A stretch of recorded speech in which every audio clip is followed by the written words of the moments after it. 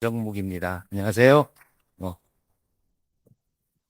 오늘 무엇보다도 제 회사보다도 그 역사와 전통이 있는 이노폴리스 포럼에 강사로 초청받게 되어서 영광입니다.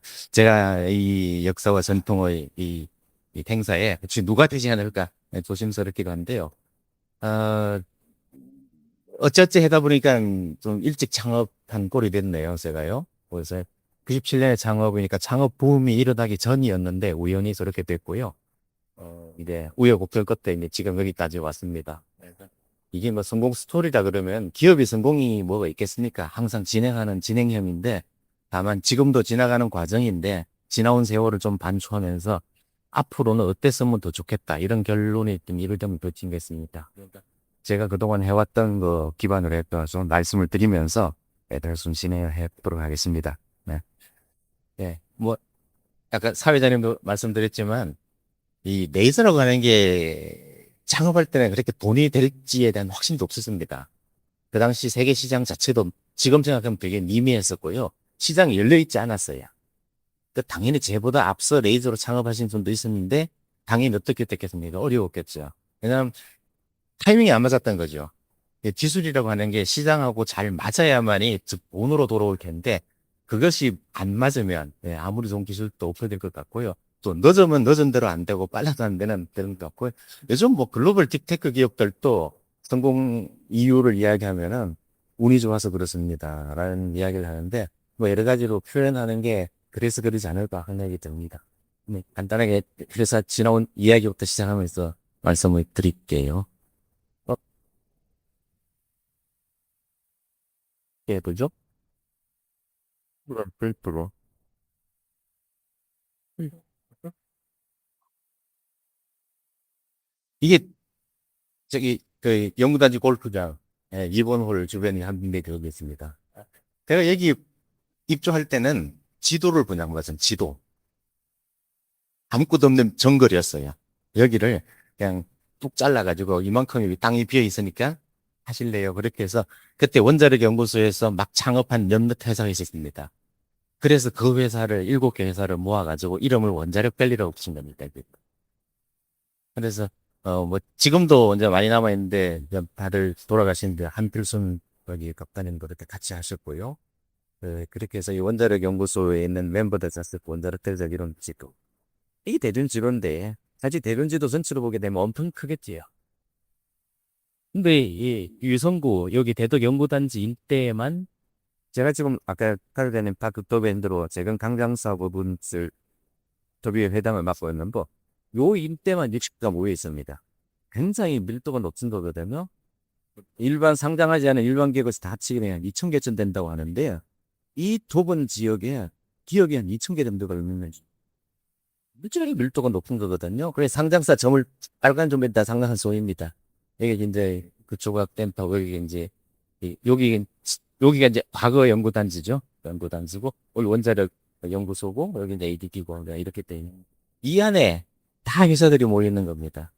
그럼 이 대전이 과거 4, 50년 동안 우리나라에서 거의 한 누적적으로 한 100조 원 정도 되는 국가 자산을 투입한 거지 않습니까? 지금 이것이 국가의 큰 자산이거든요. 그럼 이것을 어떻게 다시 기업체를 통해 가지고 시장으로 다시 반영시킬까?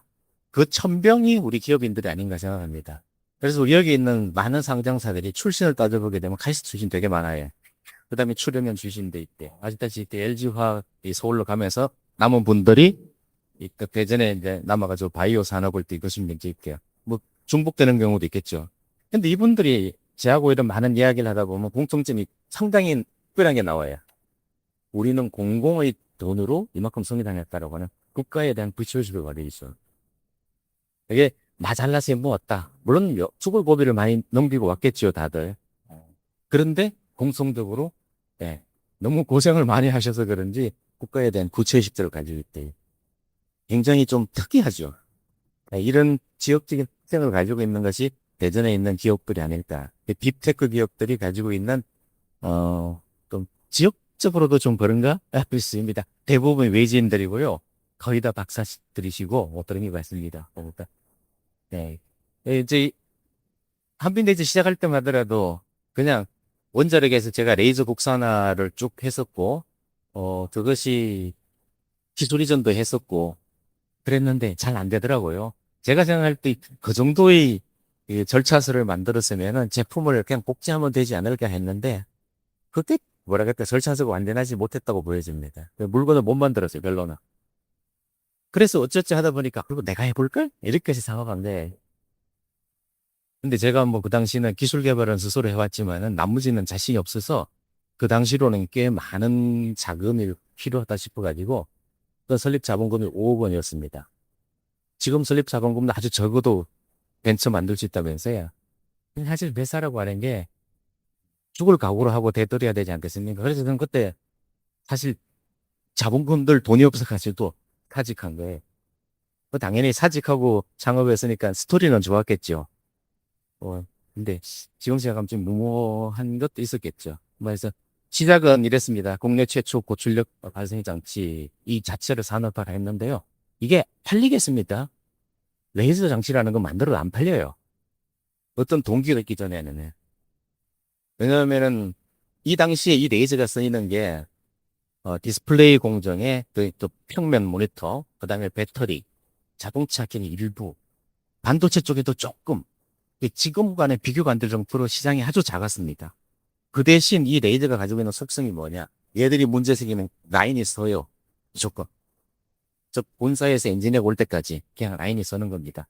소모품 교체하는 거 이외에는 일체 손을 못 대게 돼 있고. 사실 지금 생각하면 넌센스죠. 그런 공장들이 어떻게 그런 이게 버틀렉을 가지고 오퍼레이션 됐다 자체가 이해가 안 되죠. 근데 그때는 다 그랬어요. 그래서 참 이상하지만 제가 들어간 대부분의 이 글로벌 우리나라 큰 고객사들 거래업체 등록 제가 안 했어요. 제가 기억한데 한 군데도 없어요. 다들 가지고 온 거 도장만 찍어주는 게 그게 바로 거래업체 등록이에요. LG, 삼성, 현대 다 그랬. 저 그 당시 지금 그걸 이제 논리적으로 정리를 하게 되면 차별화된 기술이 있었구나 이런 게였습니다. 그래서 어느 회사 공장에 레이저가 고장이 나서 라인이 써 있어. 그걸 가서 임시로 대체해 주는 거예요. 그런 식으로 해가지고 사실 세칙에서 들어간 거죠. 정문으로 들어간 게 아니고요.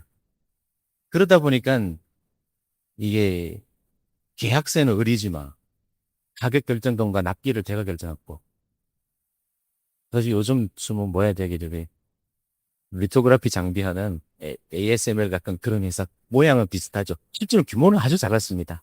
그런데 이런 형태 어떤 확실한 기술을 가지고 있어서 이제 시장에 어떤 들어가는데 IMF 구조금융 생기면 그 찬스가 되는 거죠. 국산화 안 되던 것들이 국산화 해볼까라는 찬스. 그래서 제 1호기를 기대안에서 하기 좋쳤는가 그래요. 제 레이저 1호기를. 네, 뭐 예전에 이제 이런 스토리를 가지고 진행이 되는데 근데 지금은 이제 벡터리나 EV차 반도체 이런 시장하고 뭐 친하게 지냅니다. 요즘은 제가 확실히 의리돼가지고 잘 삽니다. 지금. 여기 이제 고객과 공동 R&D 이게 참 중요하거든요. 이래. 네, 국가적으로 뭘 할 수 있는 시기가 끝났다고 보듭니다.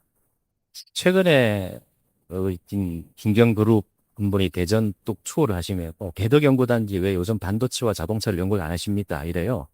제가 그래서 그거는 이제 단독으로 연구할 쉽게 아닙니다. 그것은 우리나라에 너무 잘하는 그 대장 고객이 있어가지고 걔들이 잘하거나 아니면 협업을 해야지 독자적으로 연구할 수 있는 단계가 아닙니다라고 내가 단독으로 단정적으로 해야겠어요. 지금 우리나라에서 반도체 연구를 여기서 한다시면 네, 정말 새로운 이호적 반도체 같은 세상에 없는 반도체를 기초를 연구해 본다. 그거는 있을 수 있지만 이미 알려져 있는 실리콘 기반이라든가 이런 반도체는 여기서 할 수가 없거든요. 해봐야 의미도 없고 자동차도 마찬가지라고 생각됩니다. 뭐 신소재라든가 부품을 가는 거라면 몰라도 자동차 자체는 아니죠. 현대기아차의 그 연구센터 어마어마하지 않습니까? 수만 명의 연구원들이 그런 거를 제가 비유해서 들었더니 이게 더더 연구단지가 이게 해봤습니다. 근데 어쨌든 이제 고객과 공동 R&D를 통해 가지고 지금도 부분을 사타고 있고요. 예. 컴퓨터 레이저 뭐 가지고 먹고 살았냐 이러면은 저 항상 이랬어요. 우리는 레이저 발생 장치를 제조할 수 있습니다. 즉 지금은 레이저는 하나의 툴이에요. 우리도 과거에는 레이저만 만들어 살았지만 지금은 레이저 대부분은 도입했었습니다. 우리가 만드는 레이저도 물론 있어요. 시중에 없는 세상에 없는 레이저를 고객이 필요할 땐 만들어요. 그래서 특수한 목적의 레이저는 만들어지지만 그냥 일반적으로 레이저를 에너지원, 열원으로서 쓸 때는 그냥 기성품 사서 쓰는 게 당연히 고객의 신뢰도라든가 가격 자체가 말도 안 되게 싸거든요. 우리가 만들어도 절대 저렇게 만들지 못해요. 지금 누가 자동차를 만들 수 있다고 해서 자동차를 만드실 수 있겠습니다? 텔레비전 만들 수 있다고 텔레비전 못 만드는 거 똑같다고 봅니다. 그래서 지금 이런 레이저 제조 기술이 있었고, 그다음에 이런 가공 기술들, 레이저를 가지고 어떻게 하니까 이런 소재에 이런 가공이 되구나. 뭐, 용접이 되거나 구멍이 뚫히거나 막행이 되거나 소재가 반도체일 수도 있고 금속일 수도 있고요. 플라스틱일 수도 있고 여러 가지 있는데 우리가 볼 때 비슷합니다. 어떤 레이저를 가지고 어떤 광학 장치와 어떤 로보틱스를 이용하고 어떤 소프트웨어를 쓰면 되더라. 이 시스템을 가지고 이제 그러던 겁니다. 그렇게 해서 이러한 이제 제품들이 좀 만들어지고 이런 제품들이 하나하나가 만들어지는 것 자체가 마켓이 크면 우리 게 아니에요. 그래서 글로벌 대장 선수들이 큰 시장은 다 잡아먹어요. 결론은 니치 마켓이 남더라고요. 여기 있는 게 대부분 니치 마켓이에요. 그래서 기술 기업들이 일단은 니치 마켓을 디딤돌 삼아서 시장에 하나씩 하나씩 가는 게 참 분명하겠다. 이런 글로벌 큰 시장에 들어가가지고 물론 단방에 승부를 볼 수 있겠지만 제가 볼 때 99.9%가 치지 아니겠어요? 전 세계 레이저 메이저 회사도 지금 중국 때문에 다 망해가고 있어요. 중국이 너무 싸게 만들어요. 잘 만들어요 또. 그 중국은 오랜 세월 동안 서방 세계 제재를 받고 있으면서 모든 거를 다 인하우스화 했거든요. 소재에서부터 시스템까지. 너무 잘해요, 제가. 가격이 얼마냐? 보통 서방 세계에서 나오는 가격의 예전에는 반에 반 딱 그랬는데요. 지금 29mm요. 도저히 내가 레이저를 정말 몇 대 사와가지고 분해를 해보거든요. 야, 이거 뜯어가지고 그 부품을 써낸 게 아니고요. 그 속에 들어있는 굉장히 금도금이 많거든요. 광학 장치나. 야, 이 속에는 금만 빼도 번데했다가 이럴 정도입니다. 이게 중국 정부의 정책적인 것 때문에 세계 시장이 왜곡되고 레이저 시장 자체가 지금 큰 왜곡이 됩니다. 그래서 방산이라든가 특수 목적을 제외하고 산업용은 지금 전 세계가 거의 몇 개로 통합되는 것 같습니다. 상당히 그래서 위기예요. 그래서 우리도 앞으로 어떤 식으로 살아남아야 되는가 중요한 전략이기도 하고요. 야, 넘어가라. 이게 이제 우리가 크게 한 세 단계가 나누어지더라고요. 보니까 창업해가지고 저는 창업하자마자 그래도 어쨌든 레이저를 팔았어요. 조금씩 팔아가지고 나왔는데 이 옛날에 이때 보면 쭉 이렇게 보면 쭉 좀 그래도 안정적으로 성장하고 있었잖아요. 이때부터 뭐 겁동 없이 투자도 좀 받았어요. 근데 옛날에는 투자가 참 좋았어요. 보통주 투자했고요. 투자에 특별한 옵션이 없어요. 근데 요즘은 투자가 굉장히 뭐가 좀 꼬리가 많이 달렸더라고요. 이게 투자자들이 그 돈 가지고 되게 좀 갑질을 많이 하는 것 같아요. 절대 손해보지 않는 투자를 하는 것 같은데 이때만 하더라도 착한 투자했던 것 같아요. 그냥 보통주 투자 들어갔었고요. 특별한 옵션이 없었어요. 그리고 이때는 괜찮았던 게 이때는 한 매출 100억에 한 30억 이자 내면 상장하는 게 그냥 표준이었던 것 같아요. 저는 잘하면 될 것 같았지 이때만 하더라고요. 보면은 몇 차례 이런 기회가 있었잖아요. 사실은 지금 생각할 때 그때 만약에 상장했다면 이 자리 없었을 줄 알았어요. 했더라면 그 말은 뭔가 하면 체제 간 것이 힘들어요 회사가. 돈은 벌었어요. 이때 우리 레이저만 팔았기 때문에요. 마진이 좋았거든요. 레이저만 1년에 한 50억씩 팔았다고 치면 쓸 거 다 써도 직원 데리고 뭐 제주도 가족 데리고 여행을 다녔어도 1년에 한 15억, 20억 이렇게 남았거든요. 레이저 장치에서 제조 원가가 한 25% 정도? 예, 그 정도 됐던 것 같아요. 그게 당연히 꽤 수입이 많았죠. 그러니까 이때 되면 이거 괜찮겠다 이런 착각을 하지. 사실 그게 아니더라고요. 세상에 더 많은 경쟁자가 더 좋은 제품을 더 싸게 나왔고 실상 이연저리점에는요 우리가 일본 제품한테 가격으로 밀렸어. 즉 아무것도 없이 그냥 뭐라 그럴까 저가 입찰해서 우리가 졌어요 계속. 그만큼 이제 처음에 일본 제품이 당연히 우리보다 2배 반쯤 비쌌거든요. 우리도 조금 내려왔지만 걔들은 가격이 뭐예요? 거의 한 3분의 1 가격으로 내려온 거예요. 일본이 그랬어요. 왜냐? 한국 시장을 놓치기 싫었어. 그래서 이현재쯤에는 우리가 계속 가격으로 졌어요. 그래서 상당히 좀 고생도 하다가 뭐 이래저래 해서 몇 차례 이런 고백이 있었죠. 따지고 보니까 회사가 경쟁이 되게 약했던 시기예요. 어찌어찌 해서 돈도 좀 벌어봤고 더 키워보려고 했는데 상당히 무모한 이런 시도를 많이 했던 것 같습니다. 조직도 많이 키워도 봤고요. 뭐 지금은 이제 어느 정도 좀 안정적으로 좀 이렇게 쭉 해나갔고요. 다행히 요원절이 쭉 상승하는 시기에 이제 상장하게 돼가지고 지공한데 그 이후에도 뭐 상장할 때 들어온 자금 별로 안 쓰고 지금까지도 이제 계속 지지난달에 새 공장 하나 더 늘리고 지역에 이제 특구의 규제가 굉장히 많거든요. 그 규제를 우리가 좀 해소해 달라고 계속 우리가 건의하죠. 다행히 이제 최근에 대덕특구 건폐율이 좀 10% 올랐잖아요. 그래서 그것 때문에 잽싸게 건물 한 달 더 짓고 그런 사업 확장을 더 준비를 좀 하고 있습니다. 근데 이런 것들이 따지고 보니까요. 회사가 어떤 기술을 가지고 있으면 하는 거는 당연히 필수 조건이고 그다음에 사업을 통해서 생존하기 위해서는 환경적인 것, 그다음에 정치적인 것, 이 모든 네트워킹 관련된 것들이 다 맞아야만이 비로소 생존이 가능하구나라는 상당히 좀 어려운 것 같습니다. 물론 그러다 보니까 요즘 스타트업 하려고 하는 친구들한테 이런저런 이야기를 해주는데 물론 이런 리스크에 대한 대비를 얼마나 할 거냐 뭐 이런 이야기도 하게 되고 내가 본데 야 이럴 때는 우리 돈 쉽게 벌었는 것 같은데 그게 돈이 아니에요. 잘못하다가는 독약이가 안정 이런 소리도 하게 됐습니다. 그래서 작년에 매출 정도 했는데 그래도 이익도 좀 남았고 주로 2차 전지 그다음에 EV카 반도체 했으니 다들 어느 하나하나를 보게 되면 다 큰 시장들이거든요. 이 큰 시장에 보면 우리가 하고 있는 건 사실 작아요. 따지고 보니까. 그 작은 거 하나하나가 모여가지고 이제 이렇게 가고 있는데요. 다행히 포트폴리오가 안정적으로 있어가지고 시장에 어떨 때는 뭐 2차 전지가 좀 요즘 같이 좀 어려울 때는 이제 반도체나 자동차 쪽으로 좀 많이 가고 뭐 자동차 쪽이 좀 안 좋을 때는 다른 데 가고 이런 식으로 좀 할 수 있어서 다행입니다. 그래서 이런 여러 가지 몇 개의 제품을 가지고 있는데요. 빨리빨리 넘어갈게요. 자동차 만드는 거 보면은 우리나라가 보면은 요새 현대기아차 엄청 차 좋죠. 그래서 대덕에서 자동차 연구할 필요 없습니다라고 할 정도로 단정적으로 이야기하는데 고생들을 엄청 많이 했거든요. 예전에 우리나라 차 형편없는 차고 정말 해외 수출하고는 참 창피하다고 할 정도의 차가 지금은 얼마나 좋습니다. 유럽에서는 뭐 저도 벤츠보다 더 비싸다며요. 실제로 제가 지금 아주 좋은 차를 타고 다니긴 하지만 차가 문제가 생기면 대차를 해주잖아요. 벤츠를 많이 해줘요. 회사에서. 그런데 제가 타보면 되게 불편해요. 안 좋아. 솔직히. 아주 새 차일 때는 몰라도요. 차가 한 1년, 2년만 지나니까 이거 이거 이 돈 주고 산다는 건 넌센스야 할 정도예요. 차가 좋아졌어요. 그 말은 현대차 같은 경우는요. 제가 연구원 시절에서부터니까 30 몇 년 전부터 무인 자유동화를 하려고 했어. 그 경영진들이. 왜냐? 노조 때문에. 그때 사람이 제일 많았던 공장이 차체 공장이거든요. 철판이 들어가면 차껍질이 나오는 그 공정. 펜트까지 칠해서 나오는 그 공정인데 그게 들어가는 노조원들이 제일 세요. 즉 철판을 다루는 사람이 좀 세겠죠.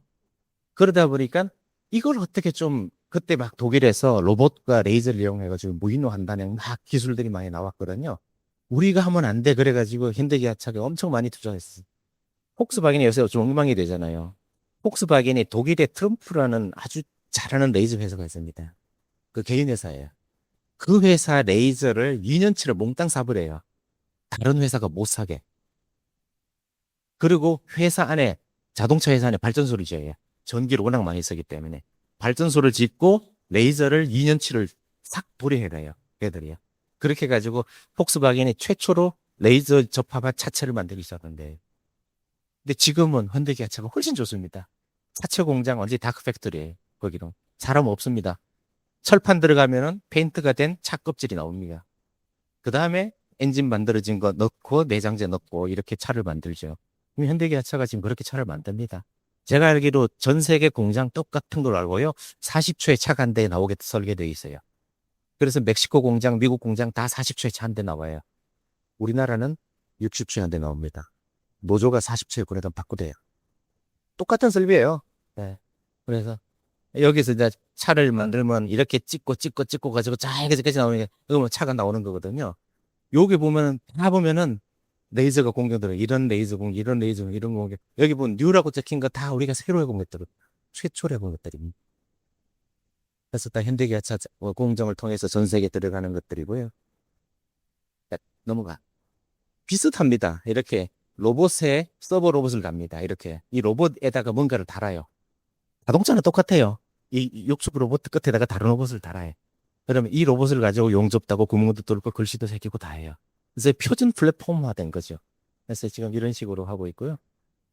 배터리는 배터리 소재를 가지고 어떻게든 배터리 다 만들어가. 이것도 이 과정에 다 레이저 가지고 다 하거든요. 해나가는 것들이. 그래서 이런 것들에 대한 것들도 다 레이저인데 다 비슷해요. 이것들도. 이런 형태의 레이저부터 저런 레이저로.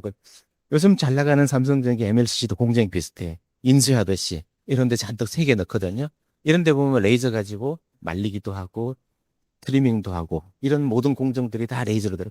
앞으로 시장들이 계속 뭐 좋아지는 시장들이에요. 다행이에요. 그래서 우리가 전방 시장이 참 좋다 이렇게 이야기합니다.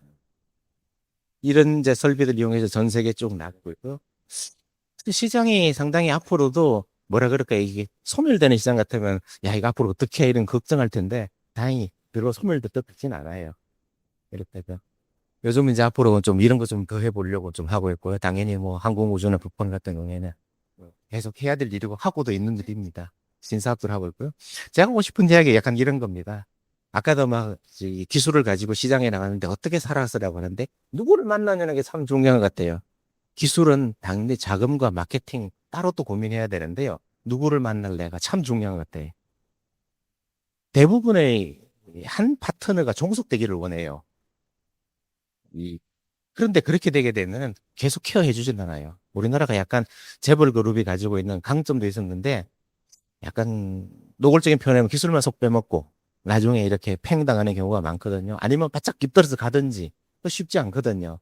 그래서 이런 어떤 파트너를 해야 되나? 우대되고요. 대덕 특구 내에서 아까도 얘기했지만 규제 이건 좀 더 완화해야 됩니다. 요새 지금 메가 특구 하면서 주 52시간제 완화를 지금 검토한다 그랬잖아요. 주 52시간째 말만 꺼내면 민주당에서 발작을 해요. 그거는 뭐 우리 간판 바꾸라고 이런 정도인데 사실 52시간째 말도 안 되는 거죠. 그건 근로자, 컨베이어 벨트 조립工들은 가능해요. 근데 연구 개발하는 사람이 무슨 주 52시간이에요. 저는 아울러 연구소 연구원들도 근로자로 가는 게 넌센스예요. 그거는 시간 카운트로 할 수가 없잖아요. 그건 결과에 대해서 책임을 지는 거지. 52시간제하고 뭐 요새 유연 근로제 이런 게 있잖아요. 출퇴근 시간, 밥 먹는 시간 요새 옆에서 보니까 좀 엉망 같아요. 이거 시간으로 관리하는 것 자체가 넌센스잖아요. 저는 항공기 파일럿, 이건 근로자예요. 그 사람 시간으로 카운트해야 맞아요. 근데 연구원, 이 사람은 카운트를 하면 안 돼, 시간으로. 이제 개인 취향입니다. 그래서 이런 조직이나 인력 문제 이런 거 해야 되는데, 제일 중요한 게 같아요, 저는. 간절하게. 내가 이거 안 하면 죽는다. 나와 내 구성원 모두가 죽고 싶다라는 간절함이 있어야만이 살 수 있지 않을까 생각하고요. 문제는 하나가 문제가 생기면 물이 넘치잖아요. 물 넘치지 않게 계속 빈틈 메꿔야 되는 이것이 사업가의 숙명이 아닌가 생각이 듭니다. 대전이 이런 스타들에게 참 좋다, 저도 생각해요. 대전에 이공계대학이 자그마치 15개나 있거든요. 음. 아마 많은 분이 그렇게나 많아 할 것 정도입니다. 근데 대기업은 없는데. 그러니까 여기는 중급 인력, 카이스트부터 시작해가지고 인력 수급이 전국에서 가장 좋다고 저는 봐요. 그래서 대덕 특구 규제만 좀 완화하면요. 여기가 우리나라를 먹여 살릴 미래의 진짜 먹거리가 될 거라고 저는 확신합니다. 그래서 이런 것들이. 그리고 스타트업들한테 저는 항상 이걸 이야기합니다. 이거 없이는 시작하지 마. 구성원들. 이겁니다. 저는 다행히 우리 임직원들하고 요 그림이 잘 그려져 가지고 지금까지 원만하게 해나가고요. 상장한 지 2년 반 조금 더 지났는데요. 상장 이후 다행히 우리 회사는 한 명도 이직자가 없어요. 저는 그래서 이런 점들이 뭐 비교적 원만하게 잘 됐다 생각합니다. 한빈이 여기 사진 이거 진짜 실제로 드론 찍어 사진입니다. 굉장히 예쁘고요. 최근에 요 뒤에 요 건물 하나 더 완공한 겁니다. 이상 제 발표 마치겠습니다. 네, 감사합니다.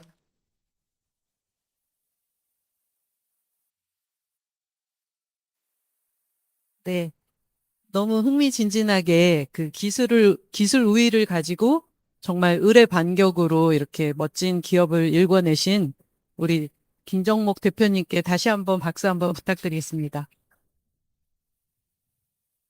혹시 대표님께 꼭 질문하고 싶으신 분 계시면 한두 개 정도는 받을 수 있을 것 같습니다. 그, 아, 네. 우리 김인호 회장님.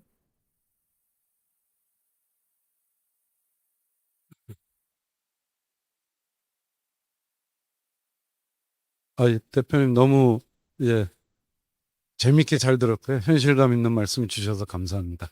끝에 그 대덕 특구의 규제가 좀 완화되면 정말 그 인력 수급이나 기술 수급에 큰 이제 장애가 없어지겠다 말씀하셨는데 그 특구의 그 대표적인 규제 몇 가지 좀 얘기해 주실 수 있는지.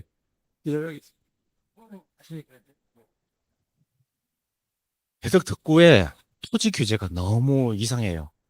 예. 그래서 저희 회사 바로 앞에 대한항공 연구소 땅 몇만 평이 한 4, 50년째 그냥 비어 있고요. 그다음에 엑스포 아파트 앞에 태광산업 중앙연구소 아시죠? 거기도 몇만 평이 아주 좋은 땅이 그대로 비어 있습니다. 그리고 왜 그런 땅이 비어 있을까요? 매입가로 팔아라는 거예요. 40년 전 매입가로 팔아라. 예. 예. 왜 여기만 그러는지 모르겠어요. 약간 과기부에서 이런 인식을 가지고 있는데 특혜를 주었다는 인식. 특혜가 아니라니까 저 예전에 그냥 지도를 분양받았다니까요. 그렇게 해서 제가 대전시에 그 개발 승인 얻어가지고 도로 내고 저기 토목공사 해가지고 그냥을 한 겁니다. 지금 그 비용 실비는 인정하는데 실비 플러스 연간 물가 상승률만 해서 매입 원가로 팔어. 이게 법이래요. 그러니까 돈이 죽어버려요. 거래가 안 돼요. 당연히. 그럼 설사 거래하려고 해도 이상하게 거래해야 되잖아요. 그러면 안 됩니다. 자본을 돌려야 돼. 대덕 특구가 땅이 없는 게 아니거든요. 스타트업들이 있을 곳이 없는 게 아닙니다. 사실 몇만 평 되는 부지를 잘 개발하게 되면요. 몇만 명이 살 수도 있습니다. 청구 제한도 지금 7천까지 제한돼 있어요. 여기에 왜 7천 제한하는지 모르겠어요. 무슨 이유로 7천까지 제한하는지 이유가 몰라요. 네. 천수도 7천. 그다음에 건폐율도 지금까지 30% 했어요. 이번에 어쨌든 가서 10% 돌려서 40%입니다. 건폐율 40%면 충분해요, 사실은. 더 이상 개발한다는 거는 거의 뭐 상가 지역도 아닌 이상은 40%면 전 충분하다고 보는데 거래 가격을 제한해 버리니까 여기 있는 모든 부동산이 죽어버려요. 물론 연구시설, 교육시설은 바뀔 게 없겠지만 기업 시설들은요, 순환을 시켜야 돼요. 순환. 지금 순환이 안 되고 있습니다, 여기는. 그리고 토지가 없다는 소리를 해요. 없으니까 자꾸 나가려고 하는데 사실은 가까이 있어야 되거든요. 예. 우리도 여기가 본사가 있고 다른 데 공장이 있다고 생각해 보세요. 관리가 안 됩니다. 거널이 생겨요. 그래서 여기서 이제 아까 100조 원 가까이 정부가 이 아래 인도에서 국가의 중요 자산이 됐으면은 이것이 결국은 국가와 국민을 위해서 돌아오려면 기업을 통해서 와야 되지 않습니까? 그 기업이 올 자리가 충분히 있다고요. 다만 그걸 막고 있는 것이 토지 규제하고 가격 규제 있고 그다음에 청수도 지금 7층. 그래서 지금도 모르는 게 왜 7층으로 했지? 누가 처음에 무슨 생각으로 7층밖에 못 짓는다고 했지? 무슨 생각이 들어요. 그래서 그런 거. 네. 예, 예, 예.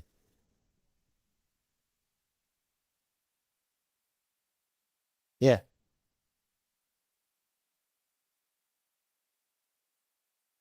법대로 따지면 문제 있겠죠. 최근에 그래서 제가 걱정하는 게 근로감독관 2,000명이가 3,000명을 정원했다고 그러는데 그 사람들이 젊은 사람들이 올 거잖아요, 주로. 그럼 종이 하나 딱 들고 당신 이거 주 50일 한 일 다 했습니까? 연차 촉진 다 했습니까? 법대로 의하면은요. 이제 하반기 됐잖아요. 그러면 7월 1일부터 되게 되면은 당신 남은 연차가 15일이니까 연차 어떻게 쓸 건지 계획서 내놔. 내가 다 승인한 다음에 그날 만약에 출근하면 회사에서 못하게 막아야 된대요. 너 집에 가라고. 그럼에도 불구하고 본인이 와서 일하겠다고 우기면 이제 사업주는 면제가 돼요.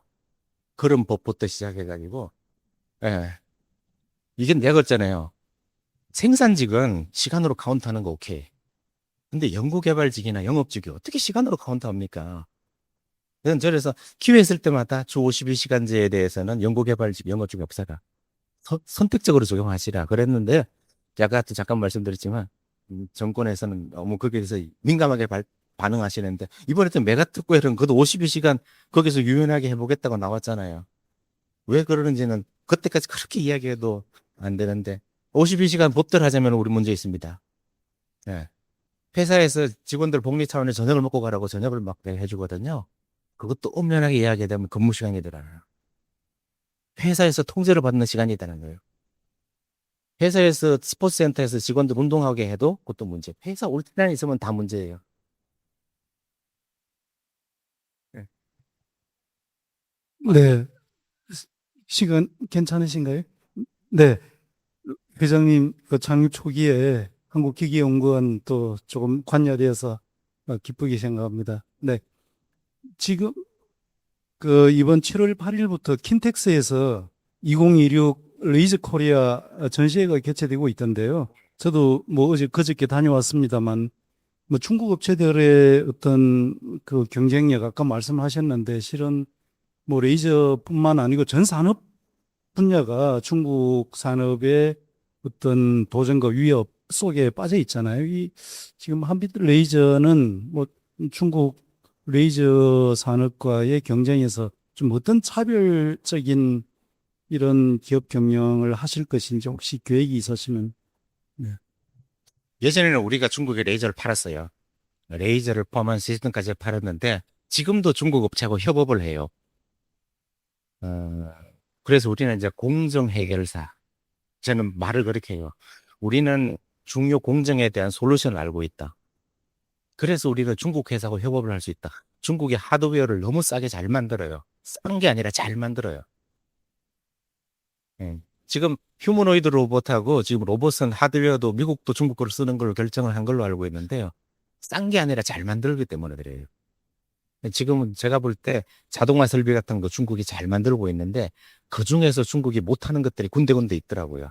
근데 그것들이 보니까 공정을 이해하고 최적화하는 일들을 잘 못해요. 그래서 우리가 지금도 이제 우리가 AI를 좀 많이 쓰면서 소프트웨어 쪽에 많이 좀 강화하거든요. 저희 회사 지금 인원들이 한 90명 가까이 되는데 3분의 1 정도가 지금 거의 소프트웨어나 이런 쪽으로 많이 하고 있고요. 회사 차원에서 또 최근에 저기 토큰비가 너무 많이 나온다고 이야기 좀 나올 정도로 그쪽을 좀 많이 쓰고는 있습니다. 그래서 중국하고 어떤 의미에서 동반 관계로 찾아가야지 그들과 경쟁은 이렇게 쉽게 해서 맞대응한다는 거는 그냥 이게 계란 바위치기도 아닌 것 같고요. 아까 말했지만 차라리 레이저 사다가 그걸 거기서 검을 추출해서 파는 게 더 낫지 않을까 생각될 정도의 우스갯소리가 나왔는데요. 사실 그 정도는 아닌데요. 뭐 어쨌든 어마어마하게 가격은 도저히 이건 하드웨어적으로는 불가능해 할 정도입니다. 그만큼 중국의 표준화, 플랫폼 작업이 하드웨어에서는 아주 잘 된 것 같습니다. 그래서 특히 일반 팩토리 부분에서는 굴급이라는 표현이 가장 맞을 것 같은데요. 저는 그 중에서 우리가 잘할 수 있는 걸 찾아가지고 협업을 하니까 또 도움이 방법이 있구나라고 해서 좀 그렇게 찾아가고 있습니다. 네. 네.